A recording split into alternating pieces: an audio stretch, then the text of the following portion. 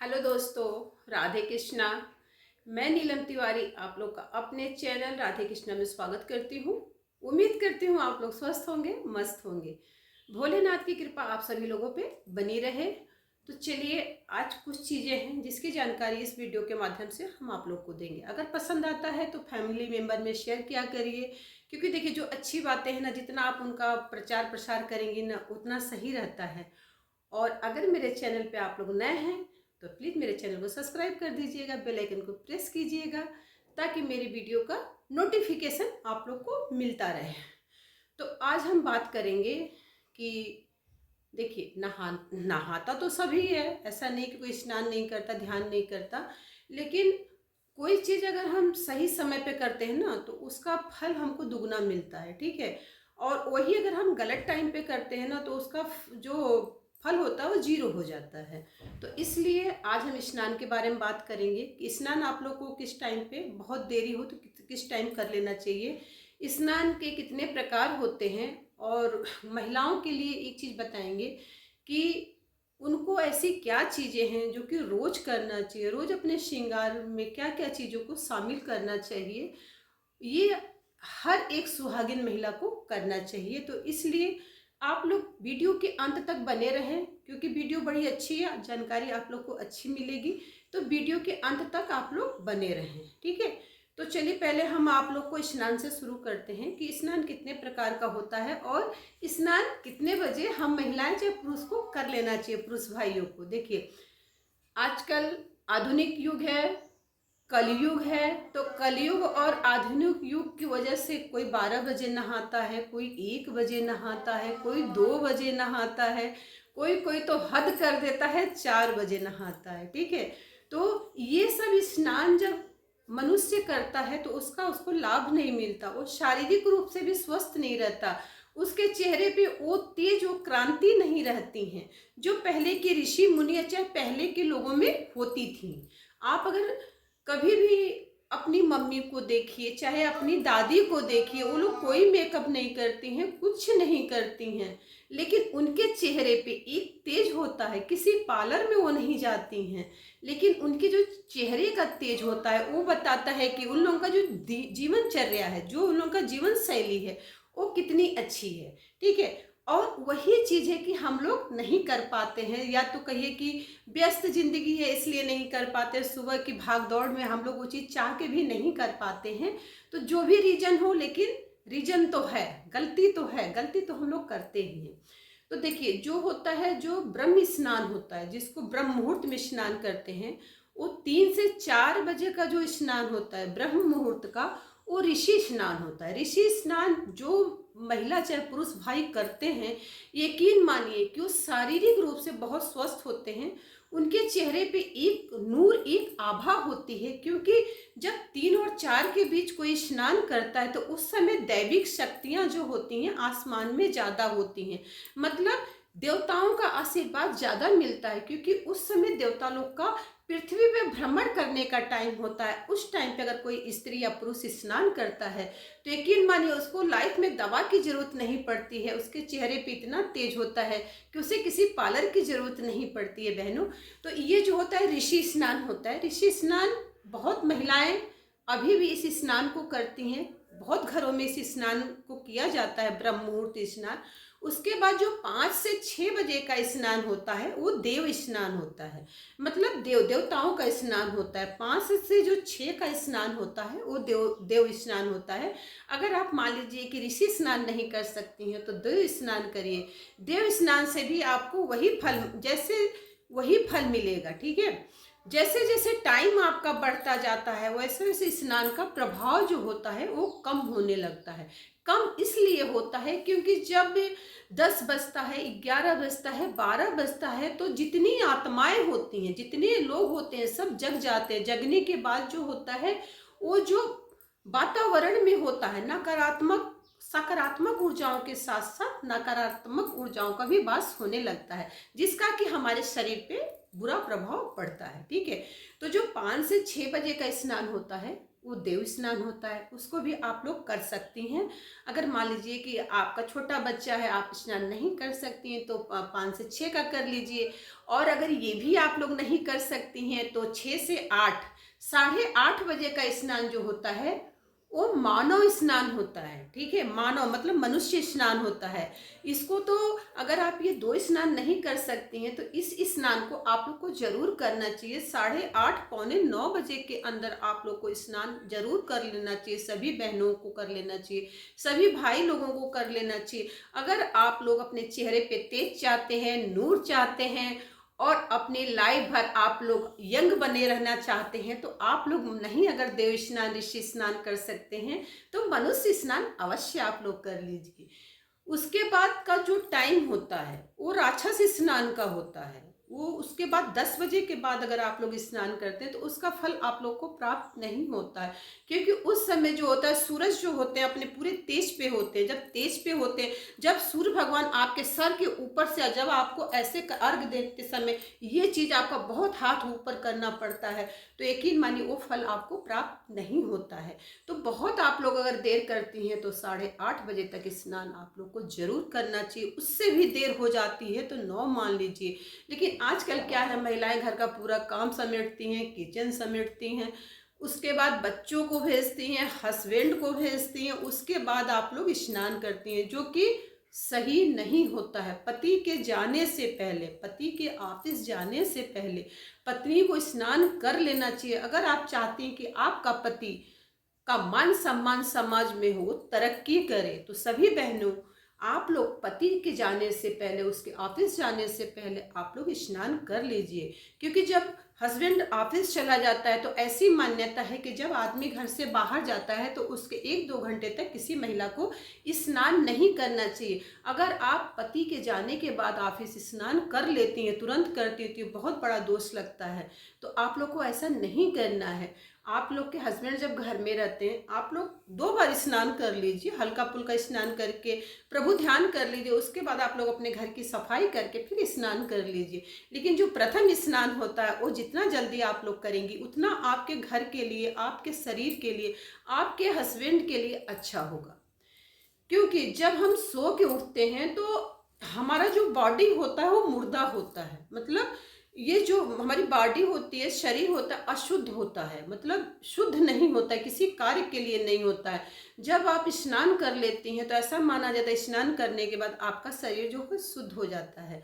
और जब हम सो के उठते हैं तो लोग ऐसा माना जाता है कि शरीर मेरी मुर्दा होती है। ठीक है, तो इस चीज़ का आप लोग को ध्यान रखना है। आप लोग को स्नान टाइम से कर लेना। अगर आप अपने घर में बरकत चाहती हैं, पति के बिजनेस में चाहती हैं को आगे बढ़े, समाज में उसका मान सम्मान हो, आपका मान सम्मान हो, आपके जो चेहरे का तेज है वो तेज हो, तो आप लोग को स्नान 8 बजे तक कर लेना चाहिए। किसी भी हालत में आप कर लीजिए। पति के जाने के बाद, ऑफिस जाने के बाद तुरंत स्नान महिलाओं को नहीं करना चाहिए, बहुत बड़ा दोष लगता है। उसके जाने के 1-2 घंटे बाद आपको स्नान करना चाहिए। उसके जाने के 1-2 घंटे बाद ही अगर आप झाड़ू नहीं लगा पाए हैं, अगर आप पोछा नहीं लगा पाए तो उसके जाने के 1-2 घंटे के बाद ही आप लोग को पोछा झाड़ू करना चाहिए। उसके घर से निकलते ही आपको पोछा झाड़ू नहीं करना चाहिए। बहनों, बहुत बड़ा दोष लगता है, ये चीज़ सही नहीं है। जो हमारी धार्मिक चीज़ें हैं कहीं ना कहीं वो सही है, कहीं ना कहीं हमारे पूर्वज उस चीज़ों को करते थे। कभी भी आप गौर करिएगा, अपने घर में देखिएगा, अपने से बुजुर्ग के जो से पूछिएगा, वो लोग भी आपको यही सब बातें बताएंगे। तो आप लोग को स्नान इस तरह करना है। और जो मेरी बहनें हैं उनको एक चीज़ बताना चाहते हैं कि देखिए, आप लोग को कुछ चीज़ें, जो सुहागिन मेरी बहनें हैं उनको कुछ चीज़ें जो हैं कि रोज करनी है। ऐसा नहीं कि आपने एक दिन किया दूसरे दिन नहीं किया, इसका परिणाम आप लोग को नहीं मिलता है। देखिए, भले आप सिंपल रहती हैं, कुछ नहीं करती, आप हाउस वाइफ हैं चाहे वर्किंग वाइफ हैं, जो भी हैं, तो आप लोग को 4-5 चीज़ें अपनी लाइफ में ज़रूर करना है। जब आप स्नान कर लेती हैं, बिना मांग आपको रोज भरना है, सिंदूर आपको रोज लगाना है। ठीक है, जो हम श्रृंगार बता रहे हैं, जो रोज श्रृंगार करना है महिलाएं, अगर चाहती हैं आप लोग का सौभाग्य बढ़े, आप लोग के पति की आयु बढ़े, तो इस सब चीज़ों को बहनों आप लोग को करना है। सिंदूर आपको रोज़ लगाना है। सिंदूर में आप लोग को कटौती नहीं करनी है। सिंदूर आपको मांग भरना। अगर आप वर्किंग वाइफ हैं तो हल्का सिंदूर आप ज़रूर लगा लीजिए। और सैटरडे के दिन, जो सैटरडे का दिन होता है, अगर हो सके तो पीला सिंदूर अपने मांग में जरूर भरिए। इस दिन जो महिलाएं पीला सिंदूर लगाती हैं, यकीन मानिए उनका सौभाग्य बढ़ता है। सैटरडे को पीला सिंदूर आप लोग को जरूर लगाना चाहिए, ठीक है। तो सिंदूर आपको रोज लगाना है। सिंदूर में कोई कटौती आप लोग को नहीं करनी है। बिंदी जो है, बिंदी रोज आपको नहीं चेंज करनी है। बिंदी जब तक आपके माथे पे है तब तक चिपकी है तो रहने दीजिए। जब बिंदी खराब होने लगे तो उसको ऐसे आपको नहीं फेंकना है। एक पुराना आपको बिंदी का पत्ता लेना है। कभी भी मिरर यानी शीशे पे, ड्रेसिंग पे बिंदी नहीं चिपकाना है बहनों। जो महिलाएं जो है ड्रेसिंग पे बिंदी चिपकाती हैं, बाथरूम में बिंदी चिपकाती हैं, वॉश बेसिन पे अक्सर देखिए महिलाओं की बिंदी जो होती है चिपकी रहती है। ये आपके दुर्भाग्य को न्योता देता है। तो आप लोग को बिंदी हर जगह नहीं चिपकानी है। एक पुराना बिंदी का पत्ता लीजिए। आपकी बिंदी अगर खराब हो जाती है तो उस पत्ते पे आप लोग चिपका दीजिए, ठीक है। उस पत्ते पे चिपका दीजिए। जितनी बिंदियां उसको चिपकाते जाइए और अच्छे जगह उसको रख दीजिए। बिंदी रोज चेंज नहीं की जाती है, ठीक है। सिंदूर आपको रोज लगाना है। उसके बाद क्या करना है आपको, काजल।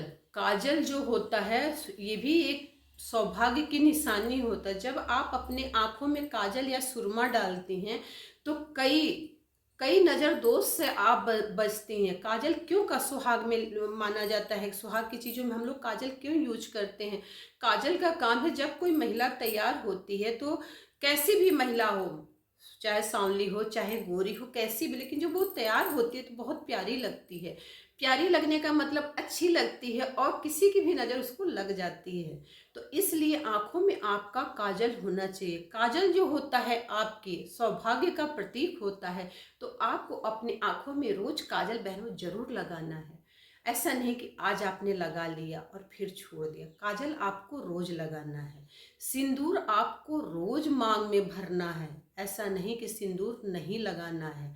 आपका पैर पैर जो है कभी आपका खाली नहीं होना चाहिए। पैर अगर जिस महिला का खाली होता है उसके घर में धन की बरकत कभी नहीं होती।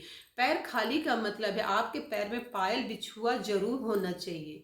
आप बहुत सिंपल रहती है, कुछ नहीं पहनती है, मत पहनिए, लेकिन एक रिंग वाला ही मान लीजिए छल्ला ही आप अपने पैर में डाल लीजिए बिछुए के रूप में। हल्की सी चैन टाइप की, आजकल तो बहुत डिजाइनर पायलें आती है, चैन टाइप की पायल डाल लीजिए अगर आप शादीशुदा हैं। अगर आप ऐसा नहीं करते तो यकीन मानिए आपका जो सौभाग्य है धीरे धीरे आपका दुर्भाग्य में बदलने लगता। आपको पता भी नहीं चलेगा बहन कि कैसे ये दुर्भाग्य आपके घर में प्रवेश कर जाएगा।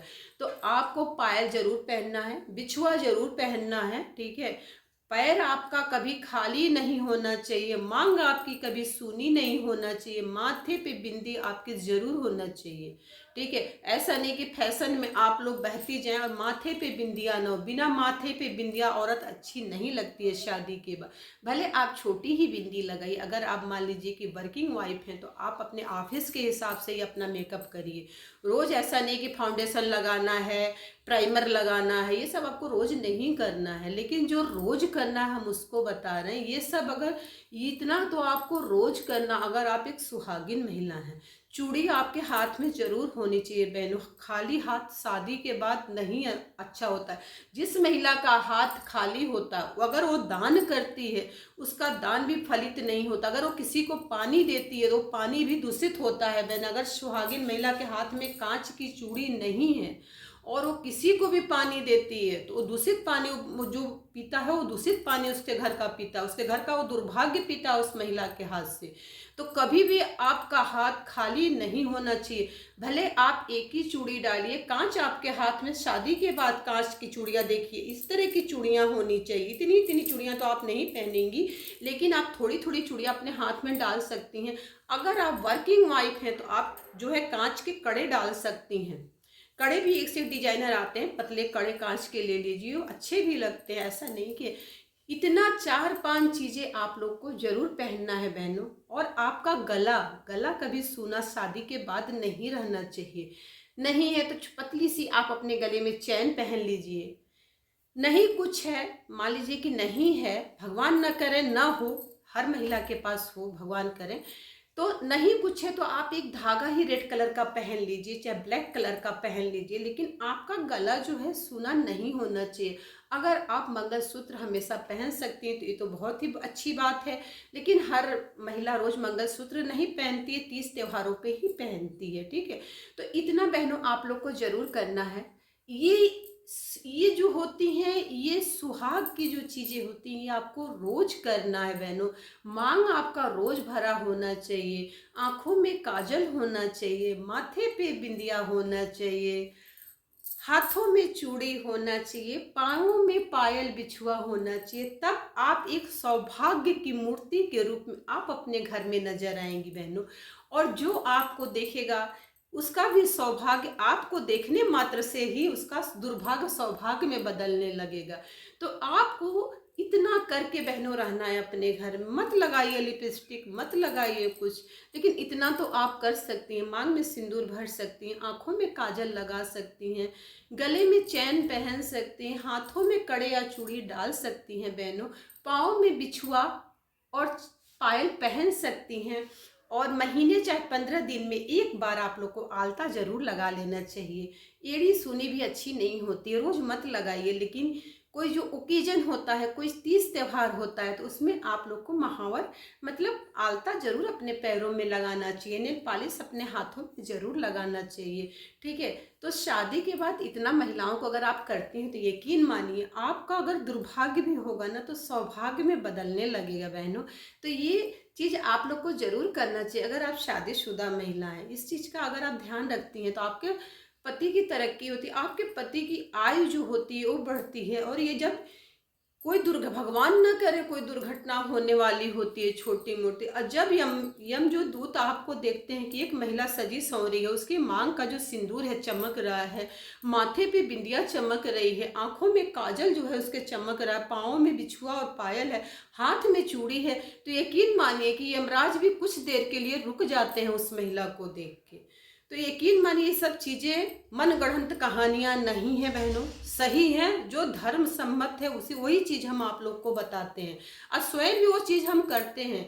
बिना किए आप लोग को कोई चीज हम नहीं बताते हैं, खुद उस चीज पे अमल करते हैं। कहते हैं ना, बिना खुद का अनुभव किए दूसरों को नहीं उपदेश देना चाहिए, ठीक है, मेरा जहाँ तक अपना मानना है, ठीक है। तो अगर आप एक सुहागिन महिला हैं तो प्लीज आप बहनों आप लोग से निवेदन है, ये सब चीज किया करें, अच्छा लगता है, सजी सौरी औरत बड़ी प्यारी लगती है, ठीक है। हम अपनी बाड़ी को यहीं पे विराम देते हैं क्योंकि मेरी वीडियो काफी लंबी हो जाएगी। और अगर आप लोग को पसंद आता है तो शेयर लाइक कर दीजिएगा। धन्यवाद जी।